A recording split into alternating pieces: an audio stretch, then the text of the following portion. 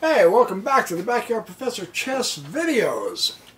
We are on Bobby Fischer's third tournament game today. This was played in the U.S. Junior Championship 1955. We're still there.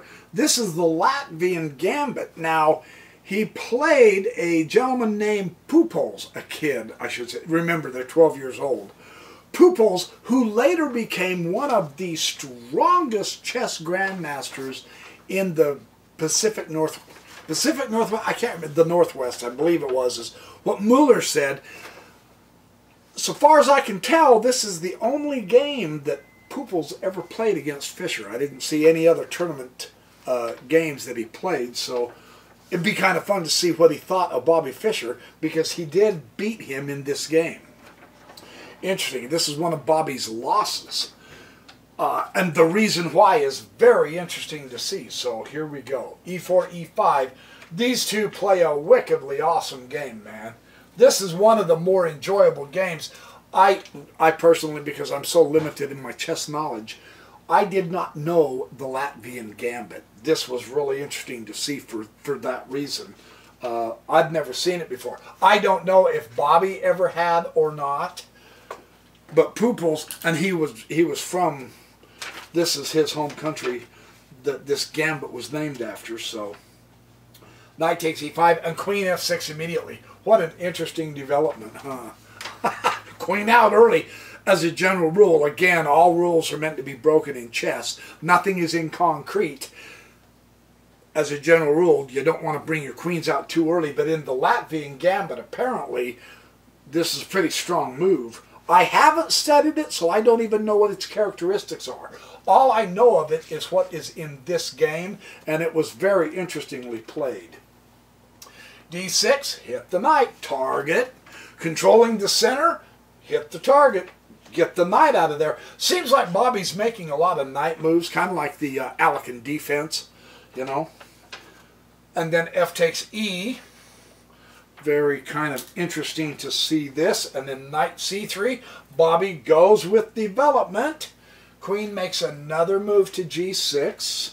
Yep, there were forks coming up that was making him very uncomfortable. Knight to e3 again.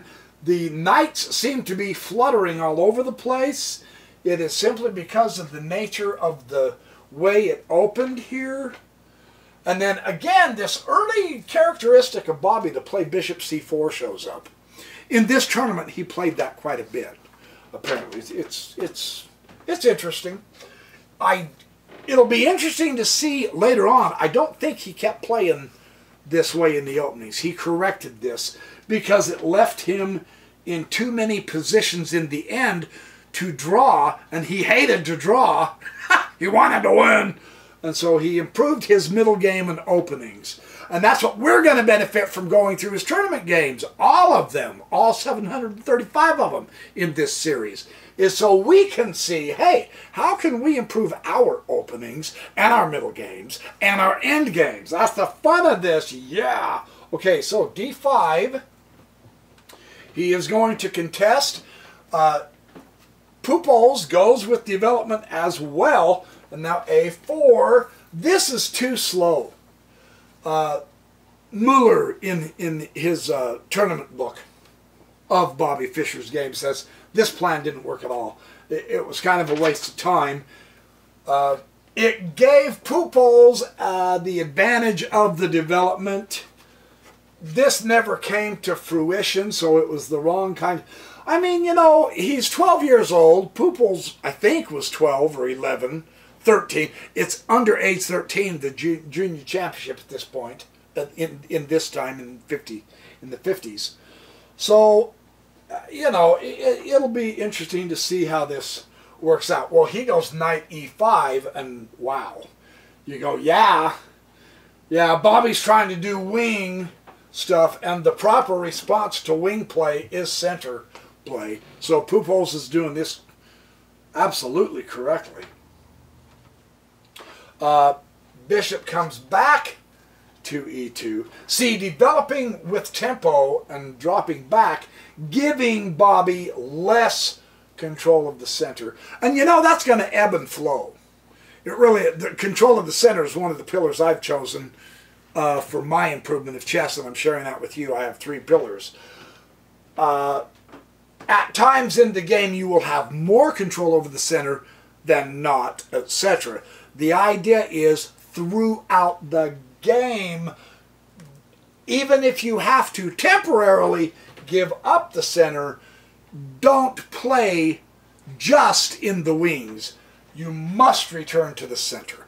And the reason why is because all power and influence radiates from the center. That's the most important part of the chessboard. If there is nothing else you learn in chess, that is numero uno. And that's why I chose it as my first pillar. I'm just saying. All of the greats play that way. So, and then he castles.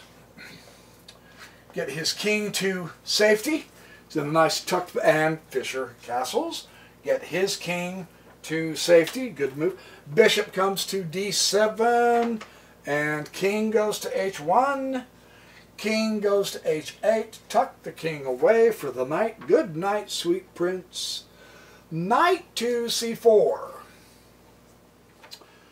And knight f to g4. Ah.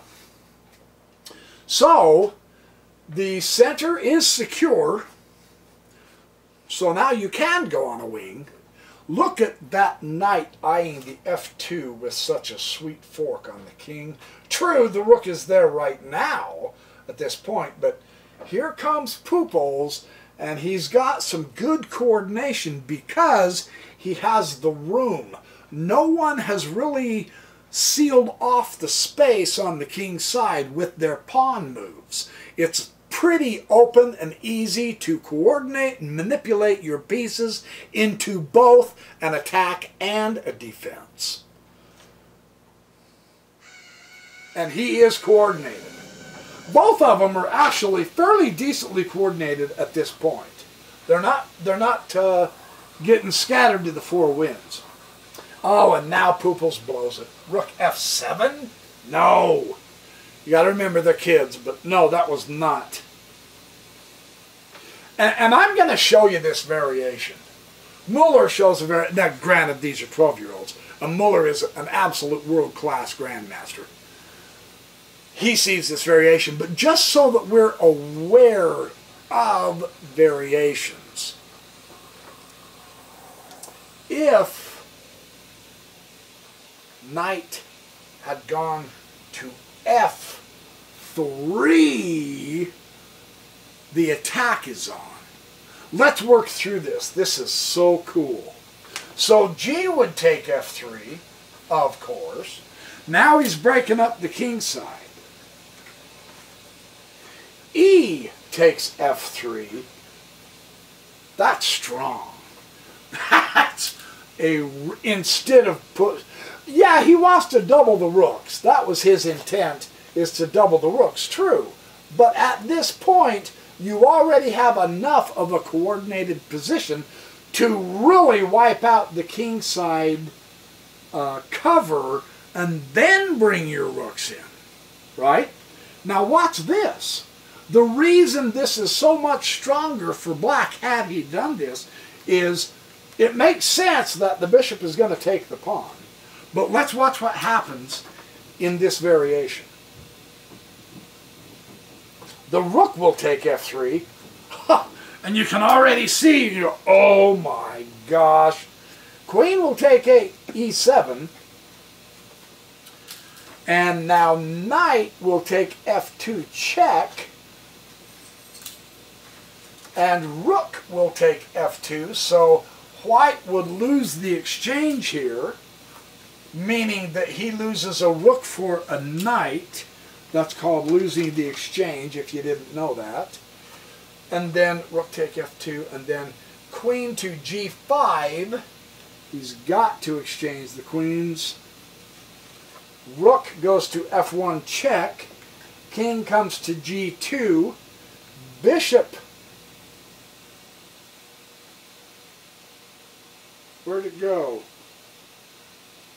king goes to g2, queen takes queen, and then bishop takes queen, and now rook takes the rook.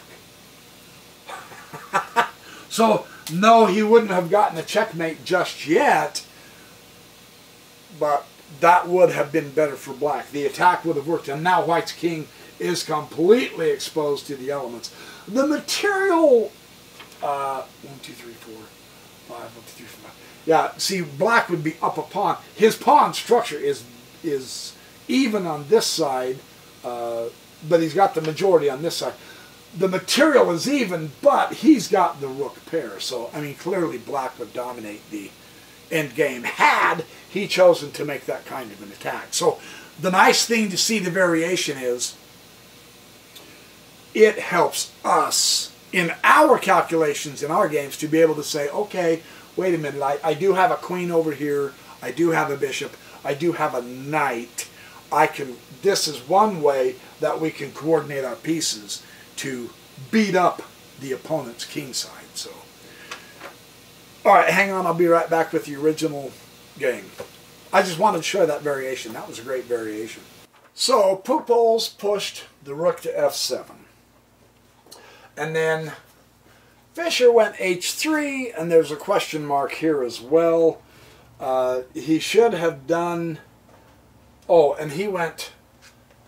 Pupols responded knight f6, and the question is, instead of this, again, it's like both of the players were blind to the option of this, knight f3. Fischer didn't prepare for that move, and Pupols never made that move, and yet that was the attack move to make. And the reason why is because it is a knight sacrifice. You open up the king position. Now, if he takes with the bishop, then the pawn takes, and then the pawn has to either move. So you open it up, and that is what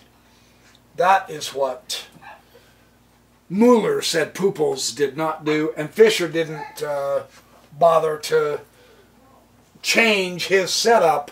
Neither one. They are 12-year-olds. You know, you got to give them a break that way. So, and now knight takes e5. Of course, take the central knight.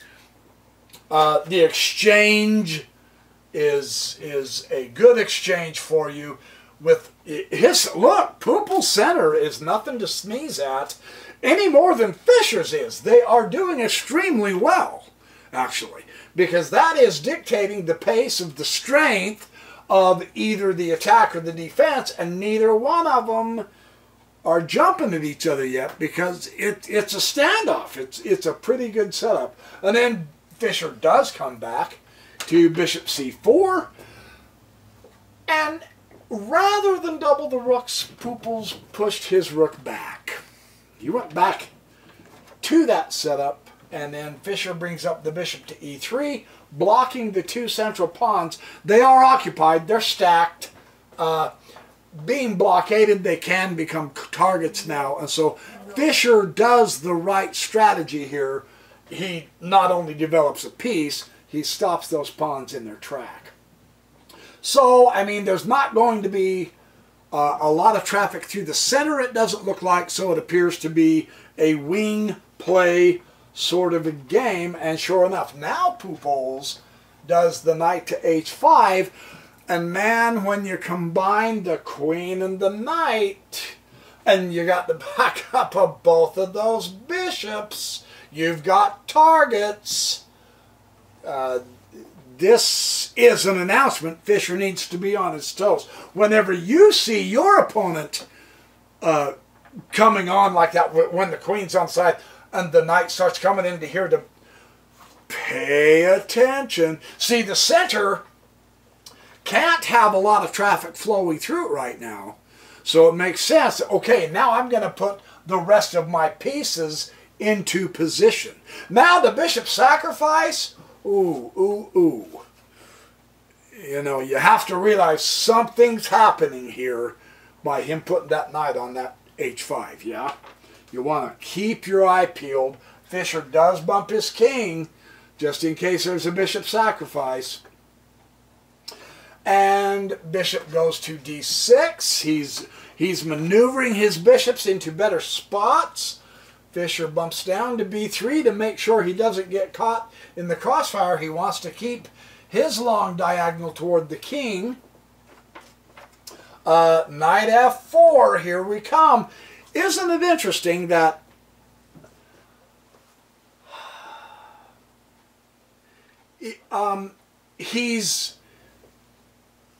there's chess, I can't remember where I read this, chess by evolution and chess by revolution. Evolution is slowly, gently, firmly putting all your pieces into place. That seems to appears that's what Pooples is doing here. Instead of revolution, meaning hit f3 or bring your bishop down and sacrifice. So, but he is coming on, and so Fischer has to be very, very careful. And it is a good outpost. And now Fischer took the knight, and Muller has a question mark, and here's why. At this junction, that opens up the lanes to your own king. It is a great outpost, it truly is. And it can be used in conjunction, you know, the queen to here and you're at mate. That's what Fischer was looking at. He was realizing, oh dang. But unfortunately, it opens up Fischer's king to Pooples. And he took f4, and now here we go. He's going to get smacked. Well, queen took e4, and oh, I don't have the, I didn't put the note. That wasn't the best move, I'll put it that way. And now, he's pushing to f3. He's going to crack Fischer's king side open. And instead of taking, if you take the pawn, just understand you're opening the file directly, just so you know. You lock your own king onto the h. In some instances, that may be perfectly fine. You might be perfectly safe here. However, well, you can't anyway because of the bishop. So you want to be real careful with that. Yeah, that wouldn't have been an option. In your hand, you can only go here as far as that goes. So anyway, he pushes the f, and Fischer pushes the g3. And now bishop f5, coming on to hit the queen. And now here's what again Muller says. The direct queen to h5 is what's going to win the game. Because then h4 and rook f4, rook to here, and now the battle is on. Now Pooples will get to Fischer. But that's not what he did, unfortunately, for him anyway. Good for Fischer. Instead, what he did, he went to bishop f5, hitting the king with, or the queen, I mean, with the bishop. Fischer does come over to the h file here, and rook a to e8. He grabs the file. Now he's fully on the attack, although he's not confronting Fischer's position with the intent of swapping or taking pieces. He's just putting all of his pieces in place for the final confrontation. Chess by evolution rather than revolution. The nice thing you'll notice Pooples is doing here is he is bringing all of his army into it. Not bad for a 12-year-old, right? That is critically important. I might, as I expand, for now I've done the 3 pillars. As I funny, in the forum at our at the Backyard Professor fan club, there was a comment, yeah, the fourth pillar is to have fun in chess. Well, I like that. That's true. There are 4 pillars to chess. The 5th pillar, I really think I'll expand eventually, is to develop the whole. Use all your pieces, absolutely. Yusupov is huge on that. Artur Yusupov in his chess course. Really important to build your chess, boost your chess, and then chess evolution. Include all the pieces. That's why you have them. We see Pupils doing this. Rook A to E1, Fischer will respond in kind. See, when your opponent, and we will have opponents that do this, truly, so let's prepare right now mentally to say this in our minds. When your opponent is putting all of his pieces into action, you follow suit. You use all your pieces. We see Fischer doing that. A good little lesson here, really, truly. That's worth playing through this game right there, just to see that, in my opinion. Yeah, I mean, they're 12-year-olds. They're rated in the 1800s. I mean, they're not weak. They're not grandmasters yet or masters, but they're in a tournament here, and that is tournament play. That is good, proper chess tournament play. Everything on both sides. So let that kind of be a little alarm in your mind if you can mentally construct this for your own chess games. Oh, he put his bishop here. Oh, he moved his other rook. Oh, he's got both. Let that be an alarm in your mind saying, now wait a minute, my opponent is putting everything into this game. I have to. Somehow figure out a way to put that into your mentality while you're playing chess. Oh, he's using all 5 pieces. Then I will. You know. So anyway, good move, good move. And Fischer responds likewise. And bishop e5.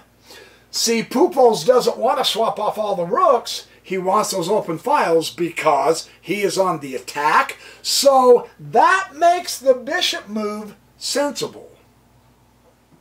He is playing chess by evolution. Not a direct slash hack, start attacking, taking pieces off the board yet. He wants to make sure he's in the right position. So at this point, yeah, that's understandable. Because that's his mentality. You can tell because all of Fischer's pawns are still together. That king size should have been shattered several moves ago, according to Muller and his notes. But, I mean, Muller is analyzing this from a grandmaster perspective of 12-year-olds, right? Yeah. For we beginners, see, this is something Muller did not notice, but this is why I think my analysis of the Fischer tournament games can have some value, is because we see, oh, they're putting it all in the game. Well, for a beginner slash intermediate, that's vital to comment on. We want to see what is it that made these guys play so much better chess than we're doing. That's one of the elements. The other element is, notice neither one of them, they've been fighting for it, but neither one of them has actually ever lost the center or its influence. Just recognizing that through the course of this game is worth playing through this game. That's one of my pillars. Yeah, the center. There's another one of my pillars. The files. There's another one of my pillars. Targets. They've been having targets. Pupils have. He has targets. He just has not pulled the trigger yet. He's still arranging his pieces. If you do that too much, though, chess by evolution rather than revolution, it does give your opponent a chance to respond and perhaps put together a better defense than he would have had if you had attacked him earlier. That's the downside of doing a slow build-up to attack, right? So, I mean, welcome to chess. Ups and downs, baby, ups and downs. So, and now, Queen B4 is just, doggone it. Yeah, that's wrong. Bobby. That was the wrong movie. He is 12. I'm going to keep saying that for a little bit. Because I don't mean to overemphasize that, but really, the Queen abandons the King. Now compare the positions. This is also what makes this game worth looking at and playing through, even though it's one of his very, very earliest. Bobby's King is almost all alone, you guys. We've seen this before. Pawns, yes, but that's not king protection. That's king cover. Yeah? So, man, 1, 2, 3, 4, 5 pieces on the king side and only 2 technically to battle him. True, Bobby does have access back here, but why leave it in the first place? So that was not a good move. We have witnessed the great Bobby Fischer making a bad move. And Queen H6, even though he was a young squirt, H4, he's trying his best to keep the cover intact with his pawns, and now he is attacking the pawn, and there's the question mark. No, you did it wrong, buddy. Not a big deal. I mean, this is the attack. Sacrifice the bishop and destroy the pawn cover. Now, I have seen chess like this on Lychus TV in real time with players. For whatever reason, we have a mental block, as it were, to sacrificing a piece to open up the king side. Don't let that block stymie your developing chess strength. Look, you have all your pieces here. You can coordinate enough of an attack with a queen, a bishop, and 2 rooks that to sacrifice a bishop to destroy the position is good. It really is. But I'm down material. Isn't that interesting how our mentality does that with us, though? Guys, I have done that myself in my own games. You're online. People are watching. It's a rated game. I don't want to lose material. What happens if it doesn't work out? You know, all those saucy doubts and fears, as Shakespeare puts it, comes rumbling through our heads. I don't want to lose a piece. To move forward, we have to realize that 3, 4 pieces is enough firepower. It would be a better move to sacrifice the bishop and open up that king side. I'm just saying. I'm not criticizing Pooples. I'm just saying that's the move Muller said should have happened. But he is attacking, but with pawns. You don't always have to attack the pawns with the pawns. Sometimes it's better to attack it with pieces. Just saying. So anyway, that's fun. Oh, and hey. Yeah. Takes the G. Yeah, and here's why. Let me show you this. I'll show you this. This is too good to lose. Instead of G5, let me take this all the way through. If he had done this, boom. That's a great move. Yeah?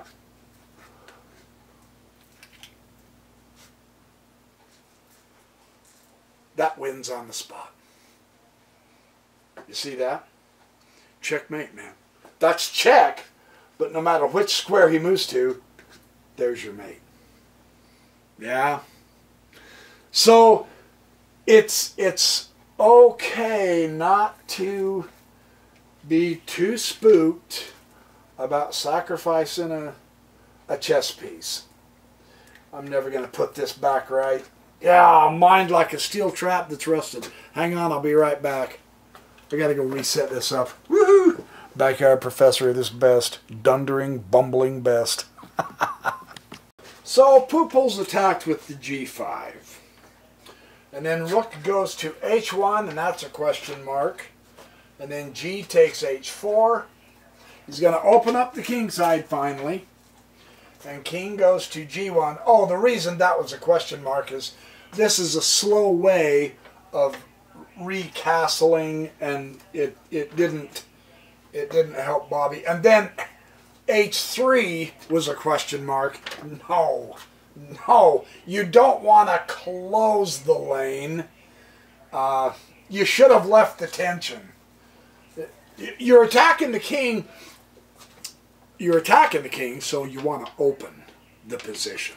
You want to get rid of the pawn. Now, true, you can't take it right now because you'll lose your queen, of course. He knows that. But closing it down, there's no way Fischer wants to take that pawn now. That pawn, while not his ally, I mean, he controls the g2 square. But, I mean, that looks scary, but that's not the right way to do it. Right? Not the best move. And then d takes c6. What is that all about? Who knows? And then b takes c6. What's that all about? Well, you know, they're 12-year-olds talking about sucking their Tootsie Pops or something. I don't know. That's not a big deal. Because the point is they're both still missing the point. Bishop takes g3. That's the win. And it just seems like both these kids just did not. Maybe this might be a good lesson for us, because it might be a more advanced concept than what we normally think. I don't know. It's tough to get in our head. Yeah, it's easy to talk about on a video about someone else's game, isn't it, Backyard Professor? Yeah, it's a real simple thing to say, oh yeah, you should have done that. But when we're online playing, when we're playing our game, there's a psychology to this, there's a mental, but I'm losing a piece. I'm attacking and I'm losing a piece. That's hard. I confess, I've had those saucy doubts, I know. But the response has to be take the bishop, right? And now you can see the attack. Rook over and queen's there. Crap, push the pawn now. Push this pawn. Look at the pawn fork. So that was the move that neither one of them, you know, Pooples is probably more the disadvantage for not having seen that than Fischer. Fischer just didn't prepare for it at all in any way. But man, that was the, yeah, that was the move. Take that g3 pawn. Quit monkeying around. Get the attack done. The other nice thing about taking the g3 pawn, really seriously, I said he has to take the bishop back, but wait a sec, hold on. You've got rooks contending here. Before, yeah, see, that's the move. That is the move. That makes sense.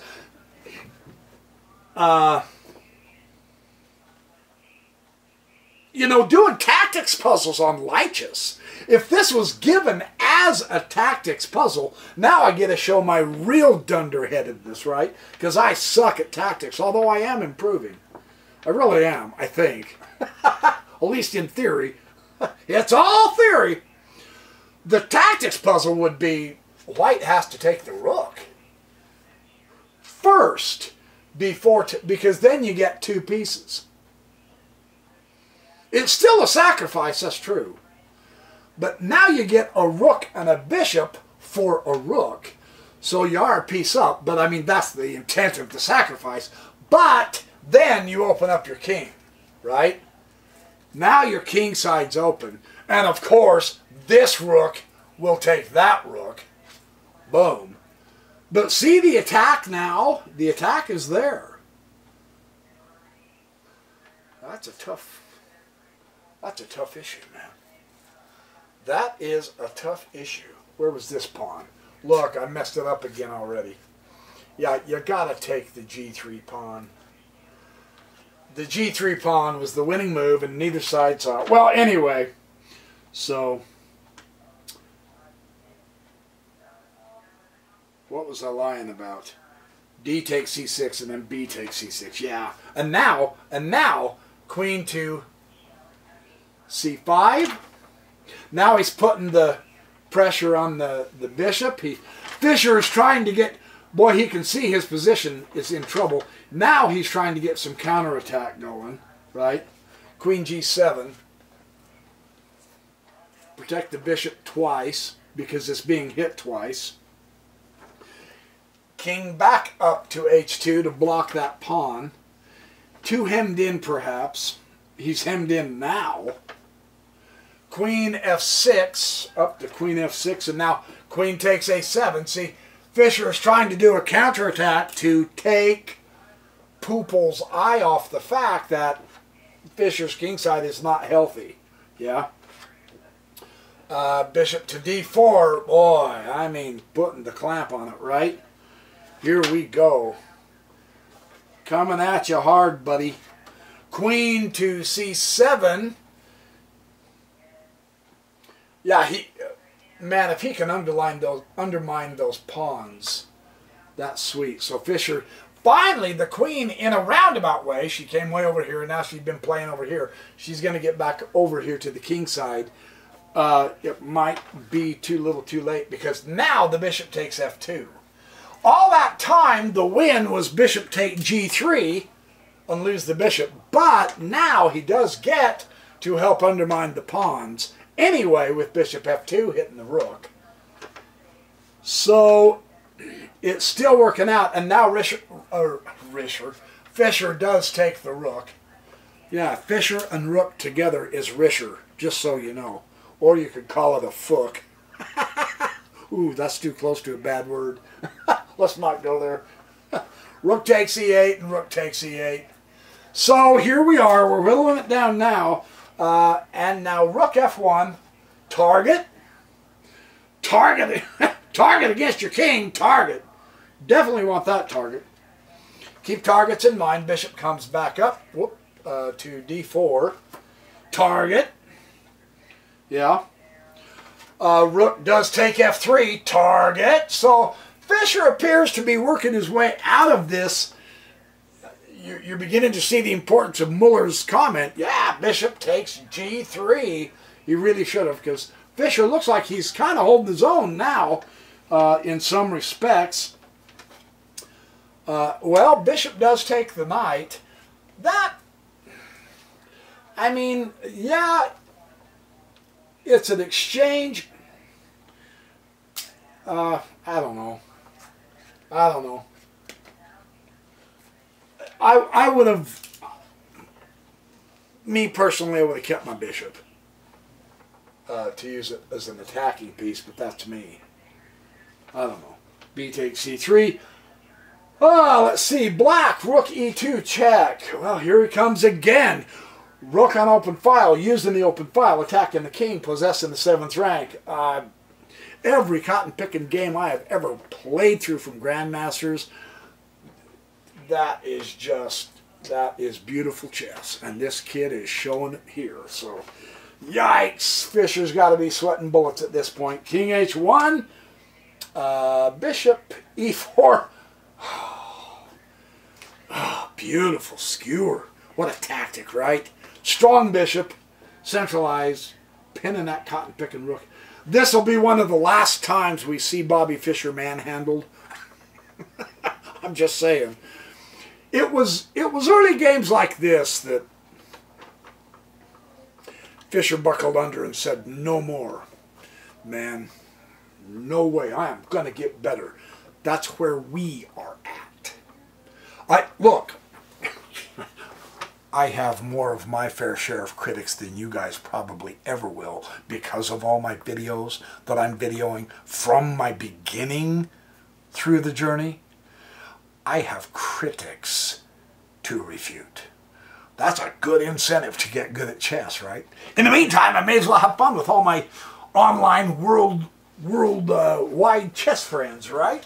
Together we shall conquer! Yeah, whatever. Glory and in excelsis Deo and all that jazz. Get on with the game already, dude! Nice tactic. Wow. Queen C8 check. Okay, Fischer's going to try to get some initiative going here. King G7. Queen G4. Not the best way. Check. Queen G6. Now, because of the position, there was a time earlier where Fischer made it possible to trade off the queens. Now, Pupils is in such a position that he can trade off the queen. He won't mind that. That's okay. Yeah? Fischer's not ready for that yet, so he goes check, and now King H6. Yikes, you're out of options, my brother. It was here that Fischer, if Fischer didn't resign, he ran out of time. He lost on time. That kind of game had to have taken a lot of thinking. So this is a wonderful early game of Bobby Fischer that I think for we beginners and intermediates has some really good lessons. So I enjoyed that game immensely. So there's your chess exercise. There's your game.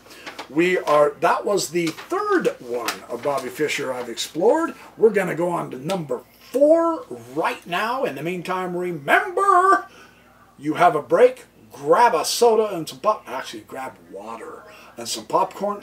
And I keep saying popcorn. Oh, that's horrible, horrible. That's better than the Reese's Peanut Butter Cup. Not in flavor, though. Those are my downfall. I got to quit eating those, man.